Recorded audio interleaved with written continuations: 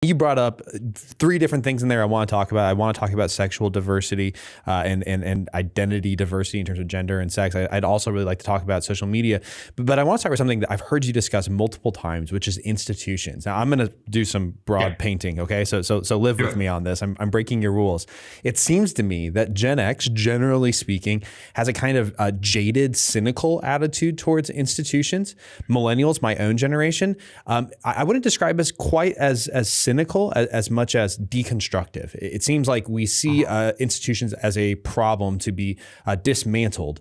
And so I'm curious, Gen Z, you said that they're also kind of an anti-institutional generation. Are they jaded? Are they cynical? Are they deconstructors? What are the trends? Well, it's really early to try and figure that out because of their age. I think that at best, the metaphor that we kept playing around with is that they really seem to be builders. And that does not mean that they're interested necessarily in building up the institutions that their parents or grandparents might have occupied, but that if something isn't working for them, maybe counter to the impulse to tear it down and deconstruct it, they're like, oh, we'll just build this other thing. We're going to make space that works for us. If the church won't let my friends in, then we'll go and make an online religious space that does work for us. That's actually a research project we're taking on right now. The thread, though, that you can pull on that runs through all of this is this decline, steady, slow, but incontrovertible decline of institutional trust going all the way back to the late 1960s, early 1970s. And this is not just for Gen Z, this is every single generation. And it's not just religion, it's every single institution. Yeah. In other words, like we've transformed American culture for better or worse over the last 50, 60 years from one that really trusted institutions to coordinate our lives. Our education lives coordinated by educational institutions, religious lives by churches and mosques, synagogues, et cetera. And on. Government, we had high trust for all of these things to a point now where, generally speaking, Americans don't trust institutions to do that work for them. And Gen Z is just the latest step in that trend that's been going on for a long time. So that's the thread that sort of runs throughout all of those. Now they take different manifestations. Is it deconstructive? Is it disregard? Is it building up an alternative, et cetera? But yeah, it's the mistrust that matters. Well, I have to say two things. First of all, it gives me great hope that the word you described as builders. One of my fears as a millennial is that our generational legacy is going to be rebel. And I love millennials, and it used to drive me nuts when Gen X and boomers would dog on millennials basically for being teenagers and in their early 20s. Like, oh, they don't work hard. They're all self-centered. I'm like, okay, in the 60s, they called you the me generation. So let's just be honest here. This is a developmental thing. This has nothing to do with generations. But I think there's something even bigger, which is historical. I mean, if you look at the 40s and 50s, that's the high watermark of institution building in the United States. That's when you have the highest amount of people who are self-identifying with denomination. So there's the religious element. It's also when you have these, tremendous, or, the National Broadcasting Company, the American Broadcasting Company, and you get to today, and it's like Google didn't start off as the National Internet Index Foundation. It's Google. It's this goofy, silly name. I mean, even our institutions that we've built have this kind of inner criticism of themselves, not taking themselves too seriously. So I'm curious with Gen Z, what is their perception of institutional leaders in general? Do you feel politically homeless? Join the club. Both parties are becoming more tribal and neither fully represent the values of Jesus. Christians need a path forward that leaves partisanship behind. That's why we wrote Truth Over Tribe, pledging allegiance to the lamb, not the donkey or the elephant. Together, we can end tribalism. Pre-order the book on Amazon and let's start a movement.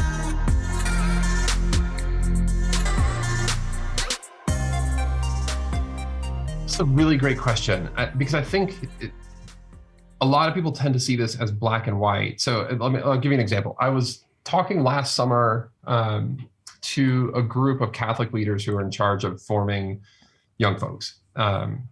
And so they were asking me this question that went something along the lines of like, how do we, if they don't like us or, if they don't trust us, how do we get their trust back? And I was like, oh, hold on. It's really critical that we get this right. It's not that they don't like you. They nothing you. That's a huge difference. It is a huge difference. It's their parents that don't like you. And I think that's where we've gotten, it was similar to another church leader who asked me, how do we get young people back to the church? I'm like, that's a really great question to ask in 2004. But in 2022, the question isn't back to church. The question is to church. So where we're at in terms of the evolution of this behavior is that we've got parents who don't trust institutions, including religious ones, now raising this generation of kids to, they're not like, look, I want to be clear. They're not like having meals and be like, we don't trust institutions, Johnny. You got that right. Like, don't you dare go trust that church or that school like, or that. That's not how this is happening. It's more about like, this is the culture that we live in and the air that we breathe. And there isn't this like automatic, like it doesn't matter if you like or don't like church, we're still going because that's what we always do. Like that isn't happening anymore. And that message is filtering down to Gen Z. And so what we find with them about when it comes to religious leaders is like, they don't care about the pastor, but they might really, really like Patrick. And in fact, like, if you look at the data, that is pretty consistent across all institutions. People express massive distrust for politicians, but they love the politician they voted for. Absolutely. They really don't trust public education, but they like their kids' school. Yeah. Or their kids' teacher, to be more clear. Those people still get rated pretty highly. This is pretty interesting. So you can walk through time and you can find a generation that says we don't trust institutions, followed by a generation that says let's tear down the institutions, followed by the generation that says what are institutions? Why do I care? That's about exactly institutions? right. Yep. And that's a huge shift. It all comes back now to relationships. I mean, that's really the key central organ. I mean, churches, religious institutions, I think, have been really slow to grasp onto this and understand the ramifications for how they have to they don't have to do anything, how they maybe should be restructuring their ministries. But it's the quicker we can make that shift away from everything driving back to the institution towards everything driving towards relationships, that's where we start to win. Yeah, that's fantastic. What's the perception of political institutions? The Republican Party, the Democratic Party, political leaders. I have an easier time understanding people's perception of church leaders because it's in my experience. So, when you describe how Gen Z sees me as a pastor, I'm like, yeah, that makes perfect sense. I work with several people who are Gen Z. They're all fantastic people. They are builders, by the way, which is I'm glad you said that. I mean, it's fascinating to me looking at our Gen Z staff. Many of them, they see what we're doing. They're like, I want to make something like this. I want to build something. I want to be a part of something. And that's what's driving them. But again, back to the main question, what is their perception of political institutions? Well, I would say, whoever's listening to this, think about the political party you support. And Gen Z really likes that political party and hates the other one. No, I'm kidding. Man, that's easy. Done, right? Yeah. Now, the mistrust of political institutions and political leaders extends to Gen Z. I wouldn't necessarily characterize them as being more or less savvy about politics than most teenagers throughout time. With one critical difference, I think they're more knowledgeable, and they're more knowledgeable about particular issues because their access to information is greater. Now, they might not understand the sort of nuances about how all that works and plays out, but largely they see politicians as, and adults in particular, as not caring about the same issues that they care about, and certainly not to the same degree. Not reflective of young people's concerns, at all. I mean, they see themselves as just sort of absent from the national conversation. That's not surprising. Yeah. I mean, I think millennials experience the same thing at a similar age. But you said something interesting. A guy named Martin Gurry, who we've had on the podcast, wrote a book called Revolt of the Public. And in it, he talks about how in the information age, in 1 year, 2000, 2001, we doubled the amount of information that humans had created in human history. And then we did it again in 2002. We doubled the double. And we've continued to do this over throughout our history. And he talks about how this access to information is part of why we don't trust institutions, because now we've seen the lie. We see the way that the character of institutions, the bold and proclamatory statements they make, that they don't live up to our expectations. So he talks about how now he's talking about Gen X and probably millennials, this leads to what he calls a nihilistic impulse, which is, again, this desire to tear down with no plan to rebuild. But you said, yeah, they have more information, which makes them more knowledgeable. And you think that's leading them to build? I'm not sure that there's it's a really good question about what the connection there is. If the knowledge is leading towards building, or if these things are just happening simultaneously. I'm not sure that, that there's a causal connection between those things, or if they're just both attributes. Look, we are at Springtide really big believers in institutions. Our theory of change is that institutions matter, but they don't change by themselves. People inside of them have to change them. The institutions we know scientifically tend towards stasis. That is, if you leave an institution alone, it will get more and more conservative. I don't mean in terms of its values. I mean more and more conservative in terms of the risks that it's willing to take. Yes. But we also, like, we know from my field of sociology, we don't have examples in human history of long-term, sustained, coordinated human behavior that doesn't have an institution at the middle of it. I mean, you can talk about, these mindfulness apps all you want, and I think there's a lot of good in them, and they help a lot of people. But if the idea is like, is it going to replace religion? The answer to that is, well, no. I mean, I'm not saying that they're not a threat to like carve out from institutional religion. I just mean it won't replace it, because at the center of this needs to be some sort of organizational, institutional response.